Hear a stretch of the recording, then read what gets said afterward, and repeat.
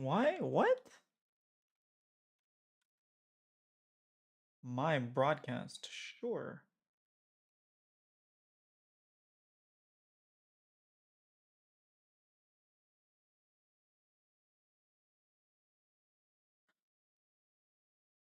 That is random. Didn't know that it even, like, does that. What's going on here?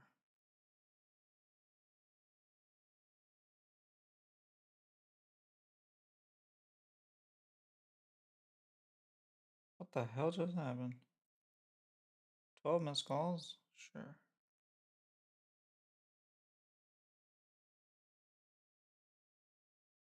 FlyQuest? Yeah. I had a feeling they were gonna have a slower start to the tournament when you're facing the number one European. What's their name again? Chinese team. Like those teams are very scrappy, and then like normally it's the LCK teams that take a while to ramp up, whereas the Chinese teams start off pretty well. So I was definitely rooting for them. They kind of pulled the G2 where we were rooting for them. They win game one. You're like, oh my God, they can actually do it. And then games 2 and 3 and 4, it's like, yeah, you got no shot, do you?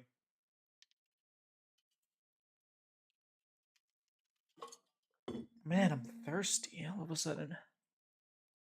Um, I'll just start talking about the games, honestly. Like, the games were pretty good. Like, in terms of entertainment value. Um, I think FlyQuest are a better opponent than G2. So like I know people will be like, oh well, Gen G technically stomped the games 2, 3, and 4 harder than anyone's legend. But um I, I just think wait, let me pull up the drafts. Fly versus AL.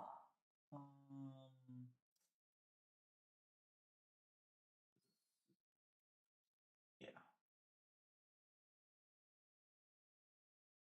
And let's change my scene so you can see it. There we go. Yeah, game one, we saw Blippo pulling out his counter pick into the Flandres Rumble, and he picks the Galio. Now it's like quite popular. It's not as what the hell? Oh, I have my League client open, and it's like covering up this thing. That's funny. I was wondering what the hell was going on. But yeah, so he picks his Galio into Flandres Rumble, and then he dies level 1 and blows Flash, and you're just like, oh my God, the series is just over, right? But it's like, it's fine. He's against a Rumble, like it's a counter pick. He's supposed to get bullied. He's gonna be stronger later. Like as soon as he gets his Hollow Radiance, Rumble can't do anything. That's pretty much what happened. Initially it was like quite even. The game wasn't like exploding, but you knew that like if the game goes late, FlyQuest actually have a scaling comp with the Senna. They have like Senna, Oriana, Galio.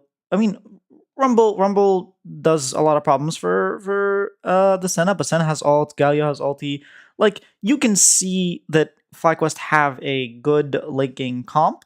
They're not completely outscaling, but at the same time, like eventually they outrange everybody on this team, right? Because the thing with Zaya is that you want them to be engaging, but like besides the Rel, it's not like you have like a Scion and a like a Sejuani and a Rel. Like it's pretty much just Rel. This guy has a stun. That's it. It was it was a pretty like back and forth early game, and then you have that one fight. Like I actually pulled up the VOD because I was like, well, I'm not really co-streaming, am I? I can just like show the VOD. Then you have this fight over here. Wait, whoa. Uh, this fight here, they get Herald, and my God, this becomes like an absolute like they get everything. And then ever since this fight, like huge shockwave into did like wait, let me make this bigger. I don't know if Hope doesn't see the ball here. Like he clearly sees the ball going there, but then he walks into it and he gets ulted, and then Masu throws a very nice Senna W at the same time. and then like the fight is completely over. Like, yes, sure, they're winning the 2v2 here, but like this is your damage, right? It's just over, right? And then yeah, you can as you can see, like they kill Shanks on this side here, and then Flandre like can't really do much here. I think they end up killing Inspired here. Yeah, Inspired flashes, but then he gets him.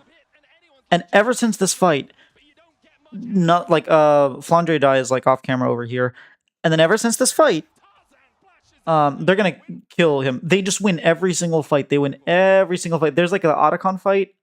Wait, there's wait, is this? Oh, this catch, yes. This is very uncharacteristic. The fact that Tarzan gets caught here, like, very strange. But, like, you can tell when this happens, game's over. Like, they flash on him. They're TPing. Although the Talia actually TP'd onto the mid tower and is ulting, like, everybody, 5 people from FlyQuest are already here. Like, this fight's over, right? And then Pantheon's gonna ult in.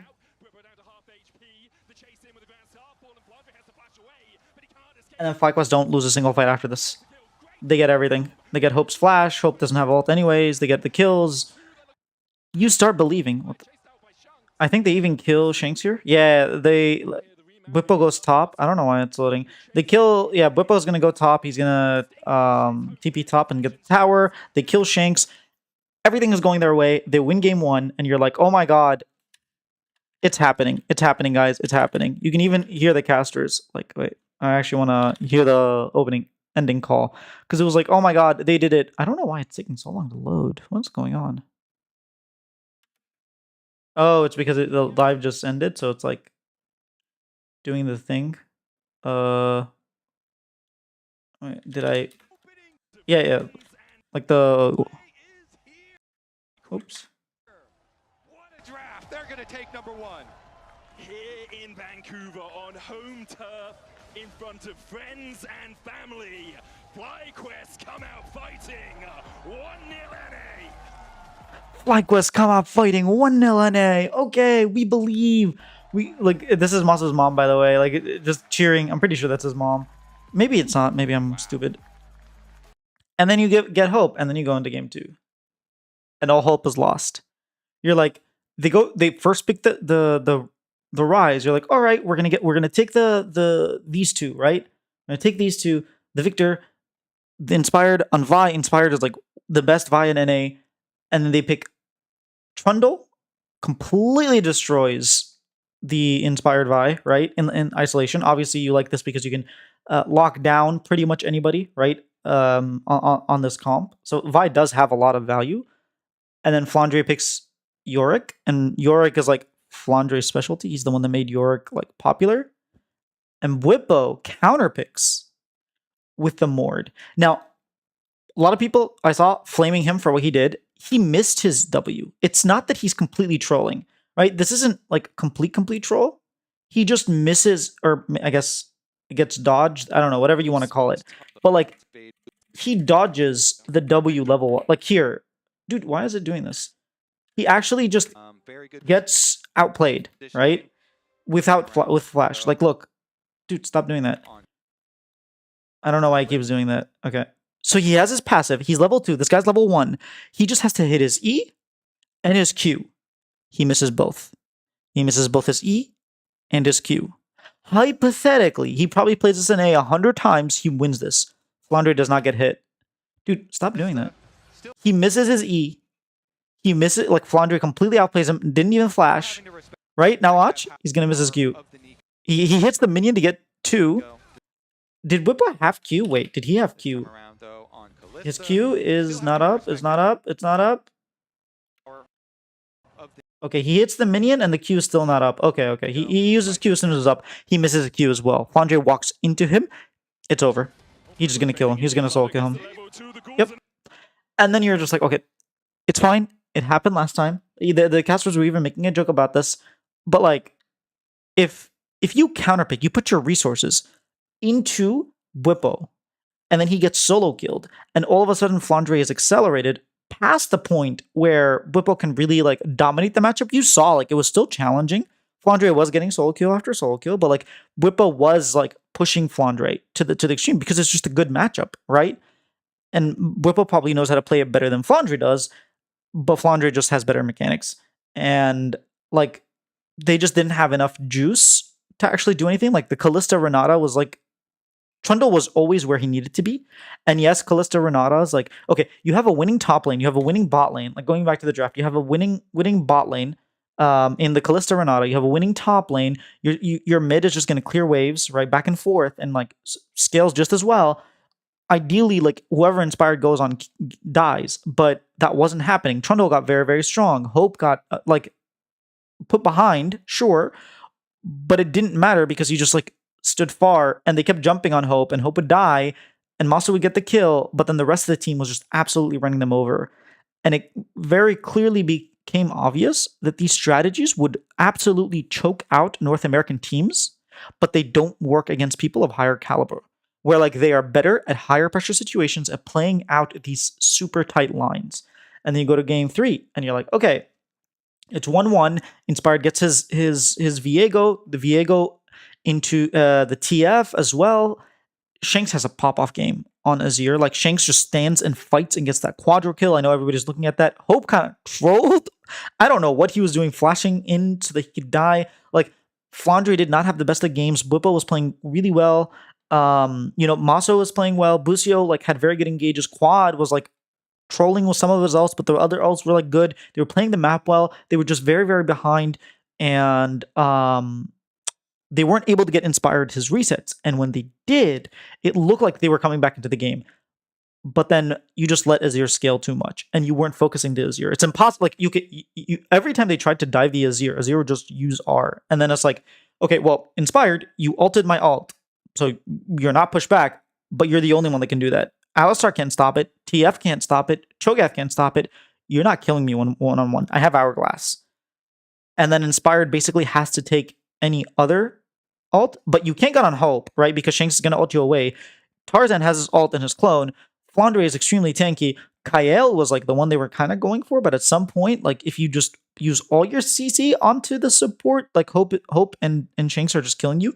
So it became a game where like you gave them too much gold, and your composition just, it's not that it's outscaled, it's just that they played the front to backs just better. Like Busio, if Busio found better angles, I think may have been game winning, but I don't think he was able to because of how well Tarzan and Kael were setting up their zones to fight. And so it just became a case of like, you can't get on Azir. What are you going to do? Like TF ult on top of his head, he's getting Hourglass, he's gonna ult you away. Like he has the Kael CC, like defending him, and it became a little too hard to get Viego his resets. I think if they have a little bit of a better early game, honestly, they could probably run this game. Like this was probably the game that they could have won out of games 2, 3, and 4. Because like they didn't get hard stomps in game 4. There was a lot of fighting. Shanks had early gold. Hope had early gold. Tarzan was like all over the map. They kind of got gapped.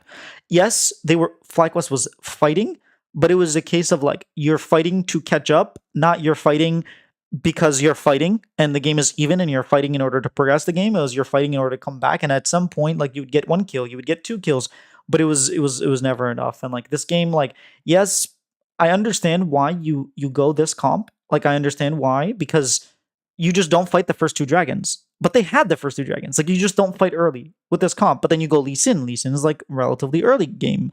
You want to utilize the Lee Sin like Ari combo where like Ari lands a charm, Lee Sin Q, like flash ult. Like you saw that if Lee Sin ults someone, Ari gets the charm. Like they did on Flandre. They flash Lee Sin ult and then charm, and Flandre dies. But Tarzan was just all over the map. Tarzan was where he needed to be at the right time, always there. Masu was not like respecting the range of the flash poppy ult, like E. He landed his ults whenever he needed to. They just play their champion so well, and they punish FlyQuest in ways that FlyQuest does not usually get punished.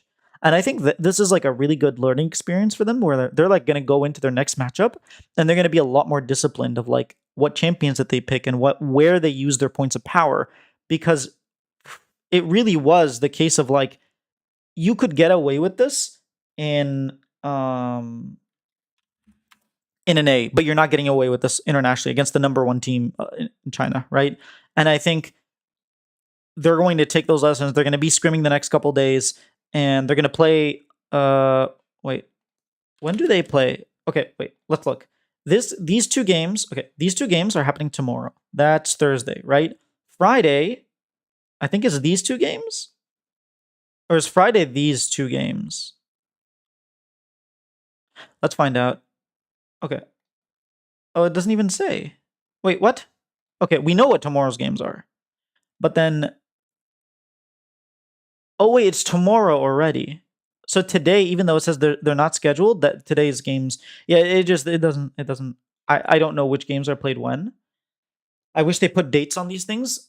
So that maybe there's a bracket view. Is there a bracket view?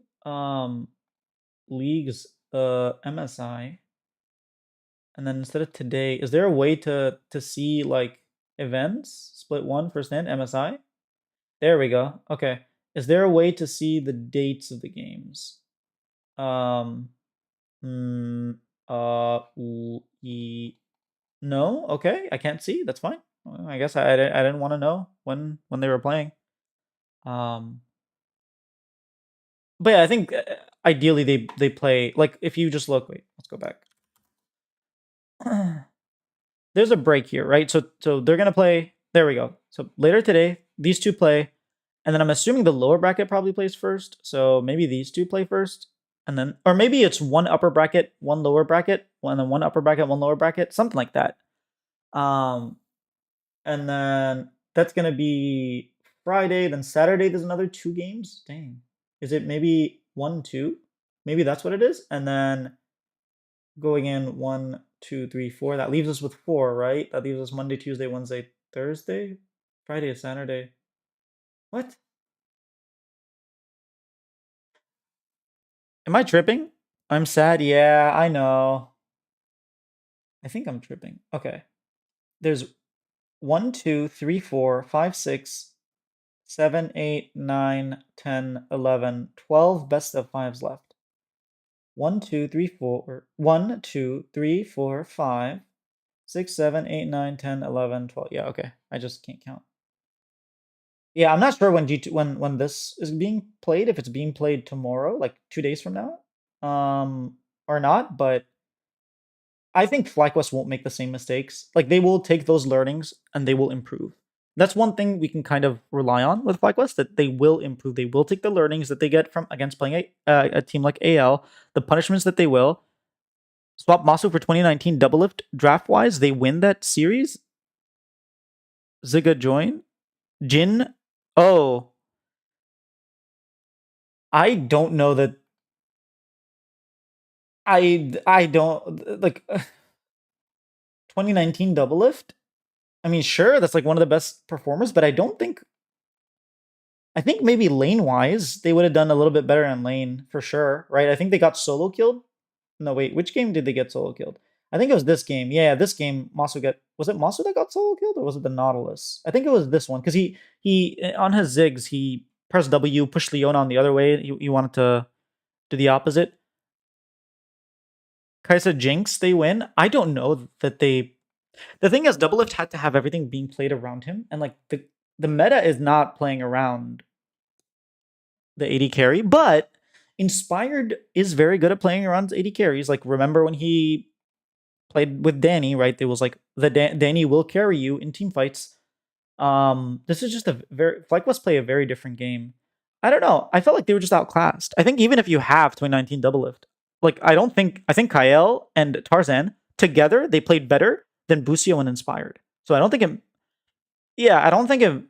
Even if you have a better AD here, I think they're just outclassed as a team. Like macro wise, the shot calling, like the team fight selection, the team fight positioning. I just thought AL were just better. They found better flanks. Like how many times was Masu just like, oh wait, there's a freaking Flandre behind me or a Shanks behind me? Like here, how many times? Actually, not this one, but like here, how many times was Shanks like ulting behind them and killing them? And like even here, like in the beginning of the game, Shanks was getting good walls and stuff like that.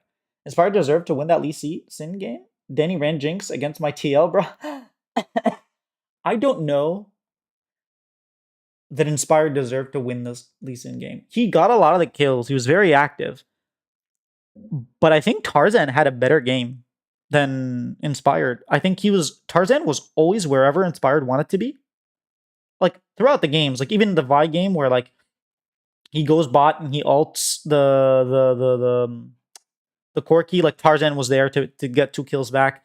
Same thing here. Like whenever Viego was there, Tarzan was there in order to disrupt like the back line. Even game one probably was Tarzan's worst game to be honest, and he still played pretty well. And the Poppy game, like he was finding angles to get his flash stuns. He was finding angles to like engage to get his ults. He got good ults off. Like I thought Tarzan like outclassed Inspired this game, and like it's not saying that Inspired played bad, don't get me wrong. I just think Tarzan is like the best jungler in the world right now. Better than Canyon. He solo killed Tarzan, Lee Sin game. That bot gang got a double. I think. Oh yeah, I know what you're talking about. Like, yes, I mean Lee Sin is a more powerful. When he was standing in the pixel brush, I remember what you're talking about. But this one here, I can actually just show it. This is the Nautilus 6 game. I think. I mean, it must have been when there was still a bush, right? So probably around 8, maybe 10, 12 minutes. Okay, he's top side here. This is all top play. Oh, here, yeah, it's this one. It's tricky for FlyQuest because obviously trying to get Inspired into a good position. Has the pickaxe, Tarzan. Just so you know, like first of all, like he has the he's playing around vision, right? So Tarzan doesn't even know he's there. So he has first move. He also has a pickaxe to a ruby crystal. So this is 25 AD versus like 150 health. So he clearly he has way more like stats, fighting stats. He's also a camp up, but that doesn't like the or sorry, he's a camp up, but it's not enough to. It's not a full level up, so it doesn't actually matter too much. And also Lee Sin is like has such high base stats. Now, but as soon as Tarzan's there, it's a little bit trickier for Inspired to really play. I think this is the one you're talking about. The barrier onto Stand United, in fact, onto Master, but he's down, and the Shen can't join yet. Inspired. Yeah. Oh, I didn't even notice that Poppy flashed here, wasted flash, and then he kills Hope here, and then he flashes out and lives as well. Oh no, Busio kills him, and then he flashes out. He doesn't get a double kill. But like. You see how they are both there at the same time. Yes, he got the better out of him, but I think that's like one specific instance, whereas I feel like throughout the entire series, Tarzan was the one that was getting the better of him. And not just like in the 1v1 specifically, because they're playing very different champions. Poppy's a tank. This guy's like a tank slash bruiser. This guy's like, you know, a bruiser slash like a fighter, more of a fighter. He just found better engages. He uses better angles. I know like 2 games like here, Inspired is on Viego carry. Like Lee Sin's also a kind of a carry. Pantheon's more of a carry than what's this guy's name again? Xin Zhao. But I mean, he played well. Inspired played well. I just think that the team, like Shanks outperformed Quad, right? I think Flandre, everyone can say, outperformed Bippo. I think Tarzan outperformed Inspired. I think Hope outperformed Masu, and Kael very much outperformed Busio. I think this is the biggest gap. Like I think mid support was the biggest gap, in my opinion. Hey, yo, that was sick though, my friend. I want Inspired on Liquid. Ooh, I see you. Liquid, you're a Team Liquid fan, so it makes sense that you want Inspired on. I'm pretty sure everybody wants Inspired on their team. Like, if there was a draft and you had to pick up one player, like you had first pick, if you don't pick Inspired, I don't know what you're doing. This guy is a winning machine. I know he doesn't have as many like titles as like, you know, the old guard like Bjergsen and Doublelift and whatnot. Like he's not the winningest. Like Blabber has more wins, but I think my number 1 pick 100 times out of 100 is Inspired. I can see Core JJ being your second pick. I can see people picking up Blabber. I can see like all like Impact seasons past, and maybe not this season, right? There's a lot of picks if you want to pick like super talented like not mid lane. Actually, we don't. Jojo left, but I was thinking like native NA, mid laner, like stuff like that. You could pick up like a Masu or Yan. Like there are options. Ven is an option. I think Inspired is like 100 times out of 100 the one. You're right with that lead. They should have gotten more. Look at how Canyon snowballed on Lee yesterday. Night and day difference. Yes, that's the other thing. Like this team is just like, first of all, this is they have early game powered in the Ari Lee Sin, right? And that Ari Lee Sin is supposed to stabilize your game so that when it gets to late game, you have Masu on 3 items, you have no real way of killing him. Because it doesn't matter what Kael does on Leona. It doesn't matter what Shanks does. You have Whipple's ultimate. You have Locket on Busio. You have Busio's ult. You have Shen ult. You cannot kill him.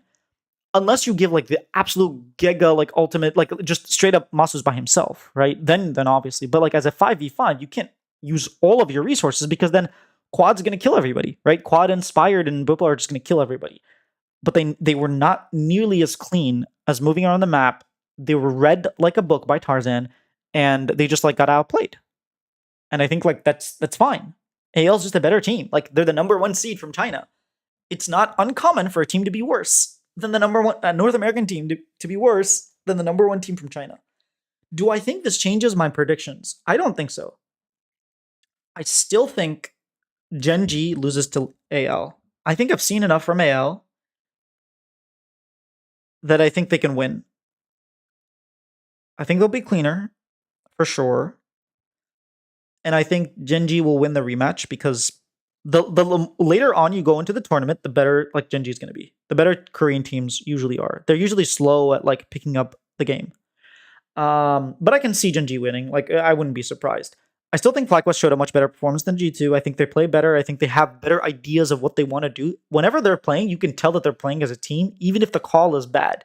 Whereas what G2 are doing, sometimes you're like, confused face? What's going on? Obviously, I haven't seen these two play. I mean, I can't really change this prediction. But yeah, as far as this prediction, I'm still sticking with AL, still sticking with FlyQuest. And then tomorrow we'll see these two matchups. We'll see CFO play T1. I'm still thinking 3-2. I think CFO is going to come out fighting. I think T1, like I said, they get better as the tournament proceeds, but I think CFO is going to come with a lot of power. I think Chowie is someone who's going to instill in his team good fundamentals. They have good fundamentals. You really need good fundamentals in order to beat Korean teams, in order to beat Eastern teams in general. CFO has good fundamentals. They're going to come in. They're going to surprise. They're going to do damage. They're not going to win, but they're going to make it close. They're going to make T1 sweat for it. And then, yeah, I mean, I think BLG is going to slap Mad Lions. I think Mad Lions' best player is Alvaro, and I think On is going to feast on Alvaro. Elioyo 2 is like really good, but I think Beishwan is just like, he's good. The thing is, people are like, oh, Beishwan's not a good jungler. In LPL standard, he's still better than Elioyo. Like, he's still really good. My hot prediction is that MKOI wins versus BLG and ruins your bracket. I would be happy to see that. I would be happy to see it. If that happens, zero complaints. If we get a win against if the West, I know it's not we because of more EU. I don't think it happens. I think BLG are just too good of team fighters. I think it was MKOI versus T1. Also, just so you know, because of like the first stand, weird stuff happened, but it technically should be FlyQuest versus BLG and MKOI versus. Wait, not MKOI. Wait, what?